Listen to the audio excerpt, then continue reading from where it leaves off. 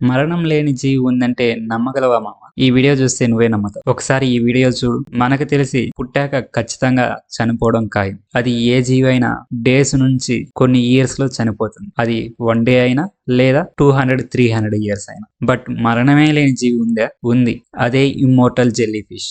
ఇవి పుడతాయి, పెరుగుతాయి, ఓల్డ్ అవుతాయి, కానీ చావకుండా మళ్ళీ బేబీ స్టేజ్ కి సెల్స్ అన్ని రీసెట్ అవుతాయి. ఇది చాలా చిన్న జీవి. డైనోసార్స్ వచ్చాయి, పోయాయి, ఐస్ ఏజ్ వచ్చింది, పోయింది, కానీ ఈ ఇమ్మోర్టల్ జెల్లీ ఫిష్ మాత్రం 200 మిలియన్ ఇయర్స్ నుంచి అలానే ఎగ్జిస్టింగ్ గా ఉంది.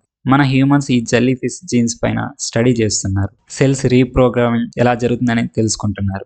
ఇది ఒకసారి సక్సెస్ అయితే ఆర్గన్ రీజనరేట్ చేయడానికి, ఏజ్ స్లో చేయడానికి, డిసీజ్ డిలే చేయడానికి యూజ్ అయ్యే ఛాన్సెస్ ఉంటాయి. ఇది సక్సెస్ అవుతే ఇది ఒక కీ పాయింట్ అవుతుంది.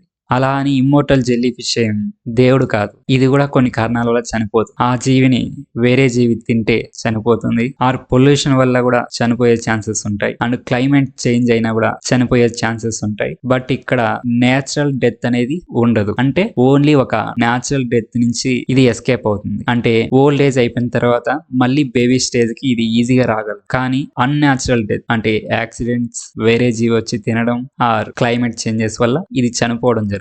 మనం మనుషులం, ఏజ్ పెరిగితే డెత్ పక్క. అనిమల్స్ కూడా అలానే. కానీ ఈ ఒక్క జీవికి ఏజ్ అనే కాన్సెప్ట్ లేదు. అదే ఇమ్మోర్టల్ జెల్లీ ఫిష్.